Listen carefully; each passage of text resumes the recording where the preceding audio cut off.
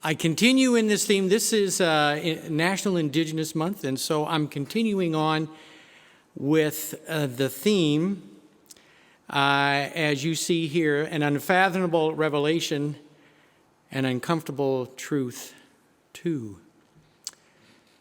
And so here you have, again, Kent Malkman. Really, I have a lot of time for his paintings. This is known, as you can see there, the Scoop, known as the 60s Scoop, painted in 2018. Pretty much self-explanatory.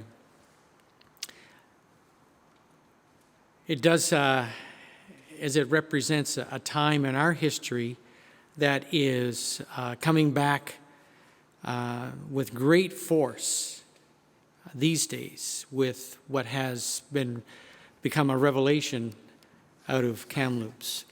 And so I'm going to share another painting this morning of Malkman's. It's called The Deluge. And I actually have a video with Kent Malkman explaining where this painting came from in terms of its creativity. So we're going to play that now, and then I will continue on afterward.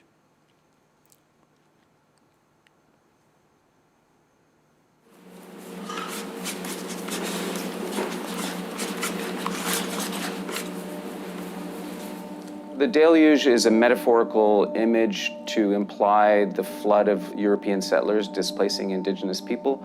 But what it depicts is mischief lifting up Indigenous children who are then, being handed up to some adults that are clinging to a rock.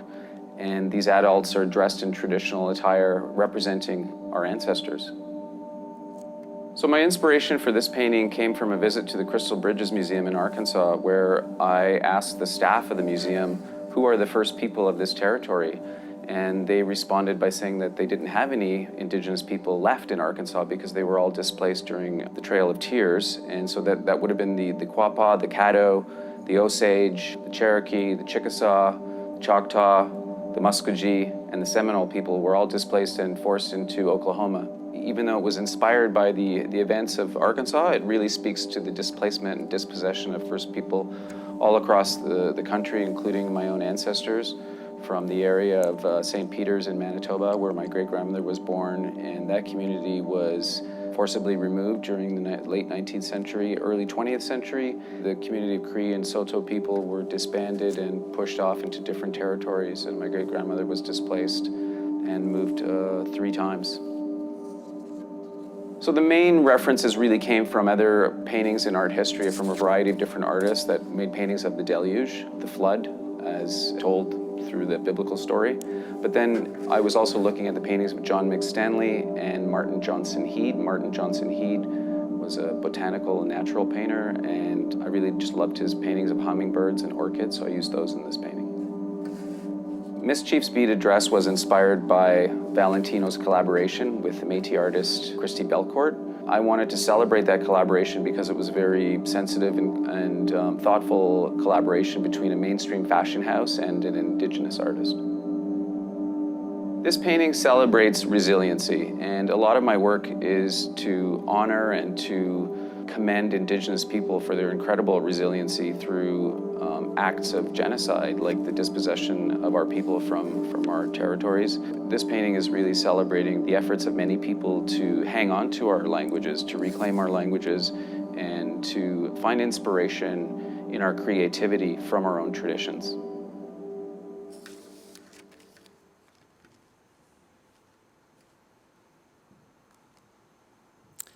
So there you have the painting again so that you can see it. Very provocative, and you've just heard him explain all that's about, and here a couple of close-ups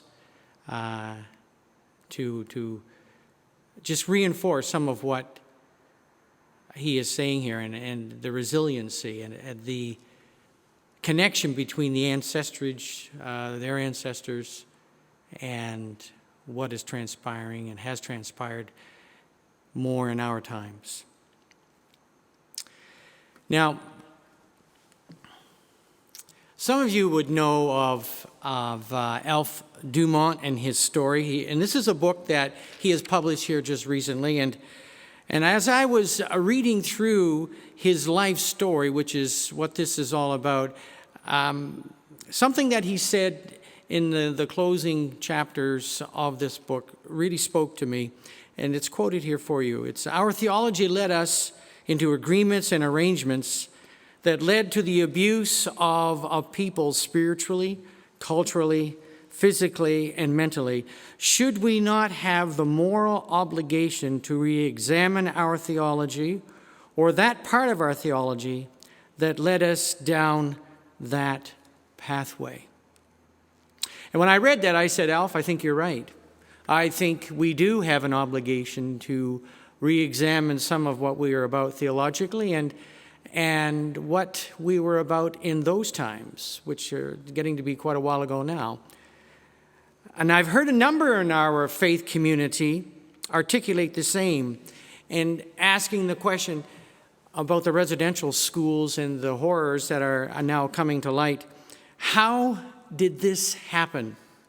How did we as a Christian church, a religious organization, ever get involved in such abhorrent activities? How did it happen? The actions of that today cause us to recoil and disgust and dismay. How did this happen? So over the next few weeks, I want us to take a look at this. But at getting at this burning and difficult question, I believe it would be most helpful for us to place this in context. I'm a big believer in placing things in context. What was the mindset of the times? Now, as you look at the map of all the residential schools, which spanned over 100 years here in Canada, roughly 80 schools were functioning concurrently at its peak. And the Gordon Residential School in Saskatchewan was the last one to close in the mid-90s. So we are all cognizant these days of the intense emotions and outpouring of anger with the revelations of the 215 unmarked graves at Kamloops Residential School. And just as there has been a rash of the toppling and removal of Confederate statues in the deep south of the United States, we too are experiencing statues being defaced, toppled, and removed. Why is that? Have you asked yourself that question? You see, because for many, these statues and monuments memorialize individuals who espoused racist values, policies, and practices. As one Indigenous person stated last week, they represent iconic symbols about the genocide of our people. So people are asking the question, how can we hold these individuals up before Canadian society as moral examples worthy of respect and in some instances possibly even adulation when they were culpable for institutionalizing racism, xenophobia, and cultural genocide? Have you been watching the news? Edgerton Ryerson. Edgerton Ryerson was a Methodist clergyman who lived in the 19th century, and he was a contemporary of Sir John A. Macdonald, and he supported the system of educating Indigenous students separately and converting them to Christianity in order to assimilate them into Euro-Canadian culture. And as I studied this week, I learned that he was in agreement with the Bagot Commission report in 1842 to 1844, which recommended manual labor schools where Indigenous children were separated from their parents in order to achieve assimilation, educated in separate, agriculturally based boarding schools with religious and English language instruction. And he proposed that these schools would be run by religious organizations and overseen by the the government. So Ryerson was the chief superintendent of education in Upper Canada, now modern-day Ontario.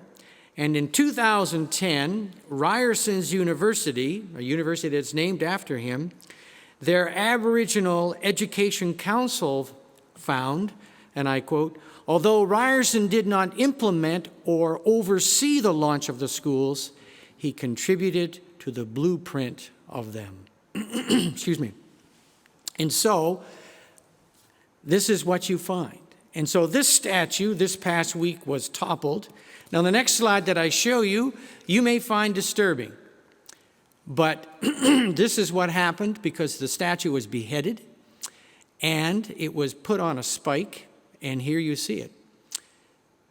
Just take a second to read what's on that slide.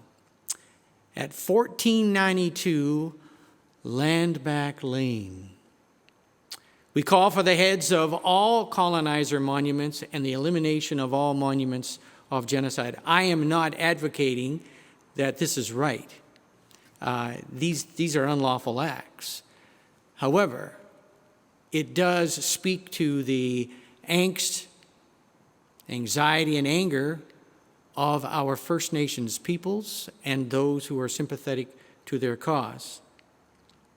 So the head of Ryerson is now found at near, Six Nations of the Grand River member who was been acting as a spokesperson, and this is Skylar Williams who's behind this. The area where this is found right now, I doubt it's there now, but it was. The area is about 20 kilometers south of Hamilton near Six Nations of the Grand River Reserve. The area is a subject of an ongoing land battle between the Six Nations and the Grand River and local developers who are attempting to build residential housing on land that Six Nations says was never ceded to their First Nation. So that's Egerton Ryerson. Someone else I'd like to talk about here for a few moments this morning is that of Duncan Campbell Scott. I'm trying to get at the times in which the schools, the residential schools, came into existence and began to thrive.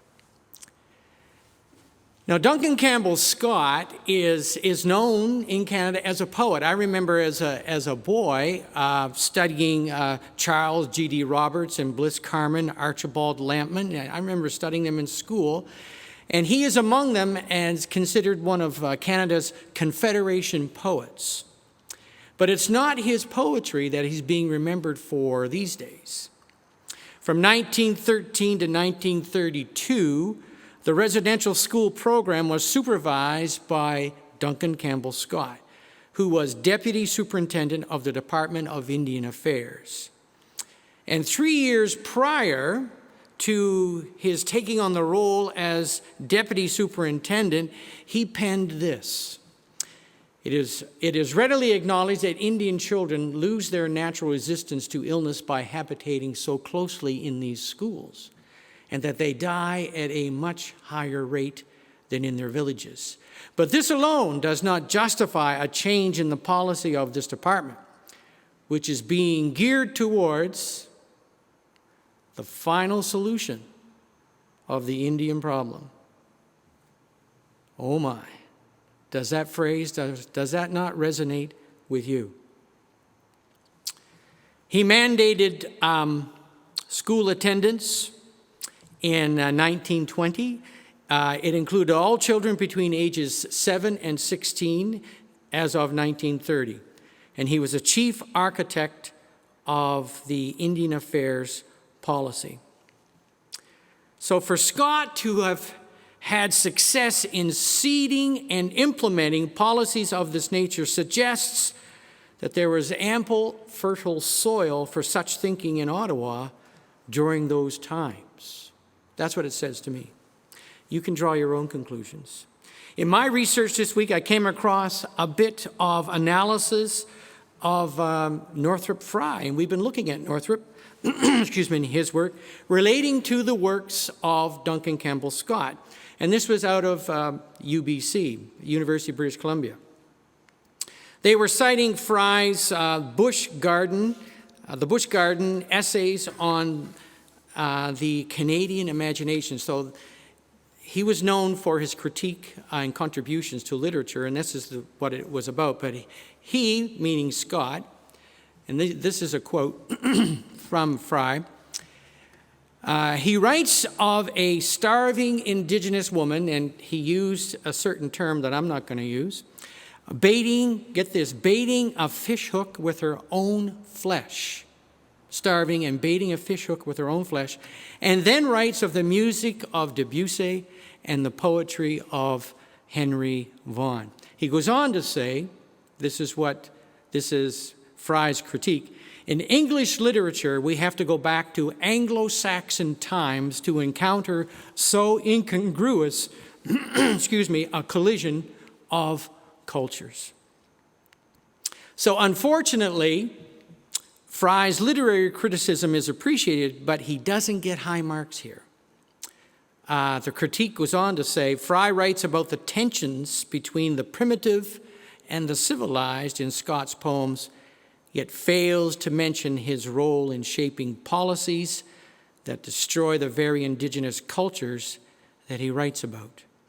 He does not give consideration to the realities of Scott's role and the destructive policies he helped create. The fact that Scott wrote poetry romanticizing the vanishing Indians, in quotations, and wrote policies aimed at the destruction of indigenous culture and the indigenous people as a distinct people is never brought to light.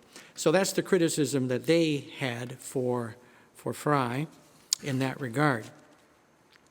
And lastly, this is in 1924, in his role as the most powerful bureaucrat in the Department of Indian Affairs, he wrote this.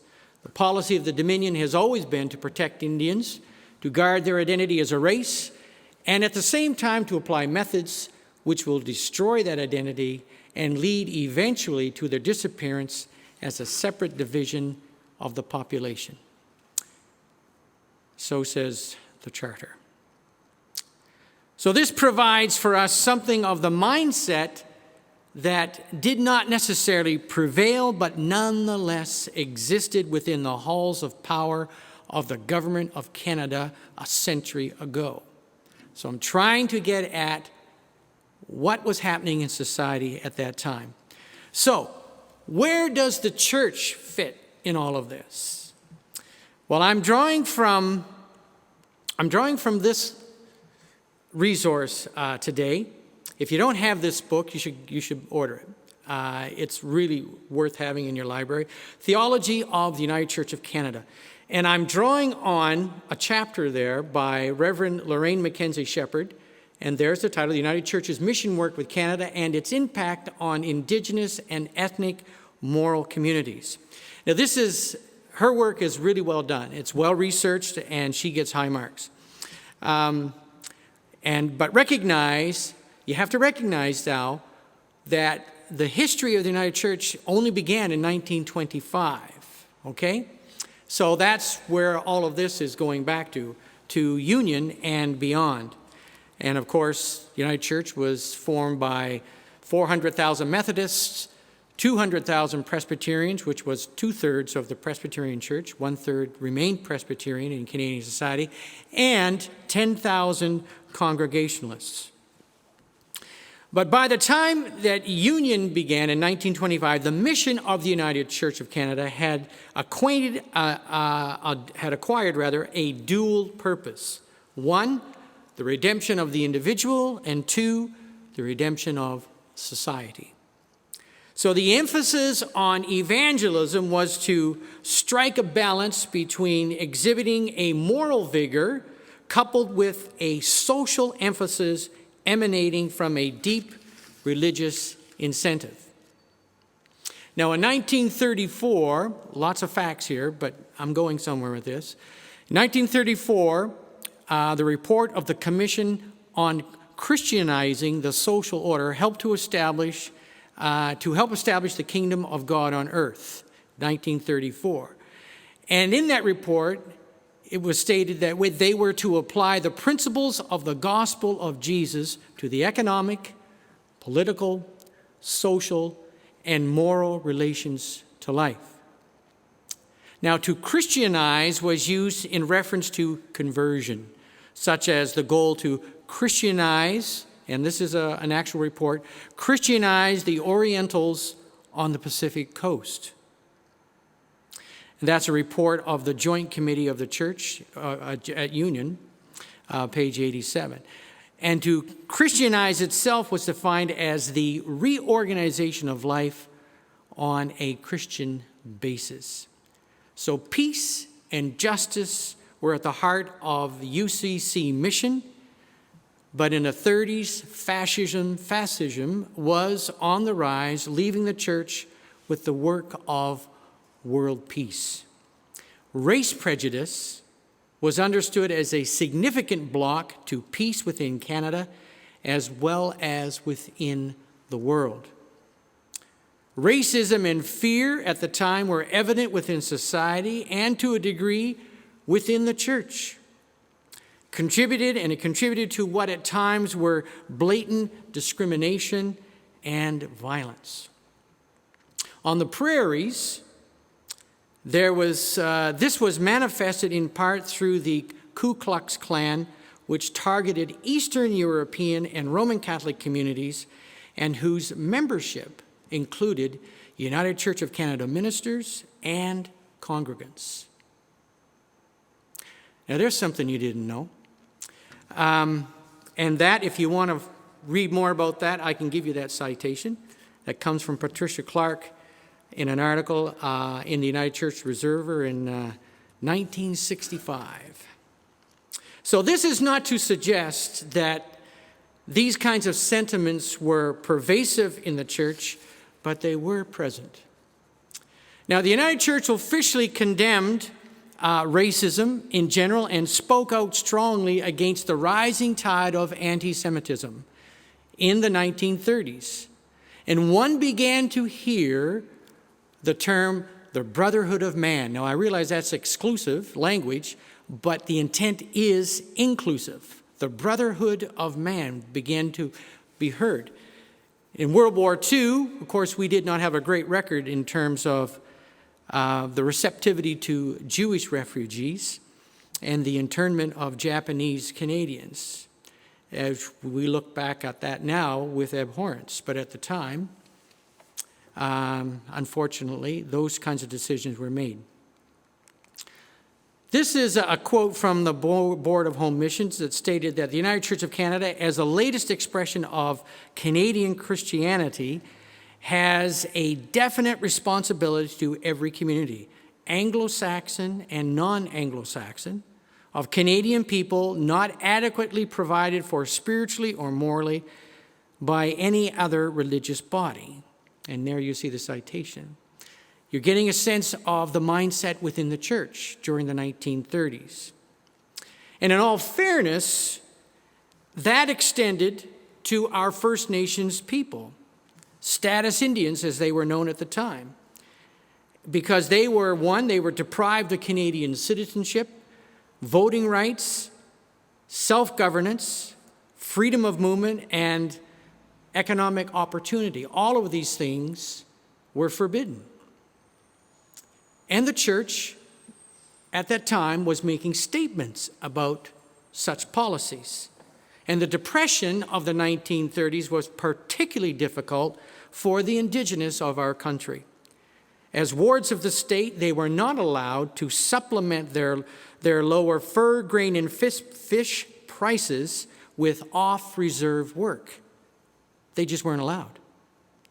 And there was no option for them but to depend upon government relief. And the Board of Home Missions protested this forced dependency on status Indians at the time. And I've often heard people complain about how the Indigenous live off Canadian taxpayer money. I've heard that. Such a terrible racist comment. But in some respects, we have to own that, because did we not participate in creating those kinds of circumstances, that kind of dependency?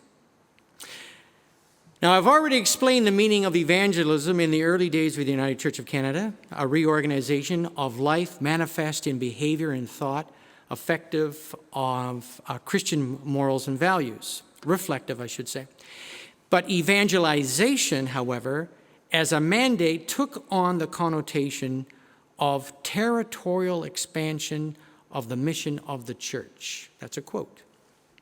And with that came theological justification for colonization and empire building. For the church, the intent was not to conquer and overthrow a people. That was not the church's intent. Rather, the intent was to show respect and love for what the church believed was a nationless people, offer them a gift of new life in Christ, and help them live out that life in a manner that might provide them the best opportunity for success in a rapidly Christianizing country. So the United Church of Canada did not initially understand that First Nations were just that, nations in their own right, with their own land, their own cultures, languages, and religion. We did not grasp that. As a church, we didn't realize that their forms of dress, communal sharing, governance, personal interaction, and relationship to the land and all creation were aspects of a different culture to be respected. We didn't get it. We didn't see that. Unfortunately, we understood these differences as evidence that the First Nations needed to be civilized and taught Christian moral standards. Their ceremonies were cruel, heathen rites that needed elimination. These assumptions led to home mission policies of assimilation that attempted to eradicate Indigenous culture, language, and traditional teachings. Here's a quote from the Women's Missionary Society in 1938. "It is difficult for us to realize how comparatively recent has been the emergence of the Indian people from savagery. They have been forced almost in one generation to adopt entirely new ideas, develop new means of industry. In our Indian residential schools, we have an excellent opportunity to bridge that gap and lessen the bitterness in the mind of the Indian toward the white race." So although the United Church has always upheld diverse cultural expressions of the gospel, it confused cultural differences with what it believed were bad habits requiring eradication. It was not until decades later that the United Church of Canada would confess to its own confusion of the gospel with British culture. Now, I'm going to leave that up there while I conclude. This is as far as I'm going to take you today. That's far enough. Next week, we're going to be focusing entirely on the Indigenous, and there will be a number of people who will be participating in the service. The last week of the month, I should say, I will return to this, and I will attempt to bring you forward and follow the evolution of United Church theology so that we have an understanding of from whence we've come and what we are about today. And so I have some work to do to prepare that for you. So I keep telling people to get lots of rest. But as we think of racism, as we think of hate, that has unfortunately found a place historically in our society, but it continues to lift its ugly head. And we are mindful of the Muslim community in Canada today and the horrific events of London and almost an entire multi-generational family brutally murdered on the streets of that fair city. And we need to be not only keeping our Muslim brothers and sisters in our prayers, but we need to take action. We need to be supportive, and now there's a call for an inquiry to look at Islamophobia in our country. I think that's a good thing, and we should look for ways to support that. I'll be speaking to issues like this in the days ahead. I don't have tons of time every Sunday morning, although I do take my liberties, I realize. I apologize for that. So, there we have it. A lot to consider for today. And as we think of where we are, from whence we've come, just trying to understand how all of this has come to pass. I think it's important that we look at this. Let us offer a word of prayer here this morning. We're always thankful, O God, for the gifts of your people.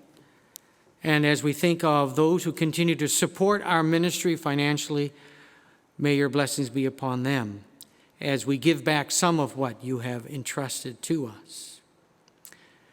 But Creator, one who gives voice to the stillness that surrounds, one who gives substance to the yet unformed, one who creates relationship from mystery and creates mystery from relationship, one who builds family from oneness and oneness from family, one who gives shape to justice and form to love, one who sits quietly in the circle when we speak our words, one who dances with us as we dance with each other, one who drums for us when we sing our song, one who pushes us into wilderness and into street, one who holds us in patient grace, one who brings tears into circles of listening, one who creates laughter from the depths of experience, and one who teaches us that all are part of the circle of life. We give you thanks for this day. A prayer written by Alf Dumas for a national meeting of the United Church some years ago. We do lift up, O God, our Muslim brothers and sisters, and the pain that they are experiencing this day. May they feel our compassion and support as they endeavor to work through this horrific display of hate on our own streets in this free democratic nation of Canada. Guide us, we pray. Thank you for each member of our faith community. Continue to bless them with your presence. We look forward to coming together soon, where we again can be together as a community of faith to fellowship on a Sunday morning and to converse and to support one another physically as we are here together. And let us share the Lord's Prayer as found before you. Our Father and Mother, who art in heaven, hallowed be thy name. Thy kingdom come, thy will be done on earth as it is in heaven. Give us this day our daily bread, and forgive us our trespasses as we forgive those who trespass against us. And lead us not into temptation, but deliver us from evil. For thine is the kingdom, the power, and the glory, forever and ever. Amen.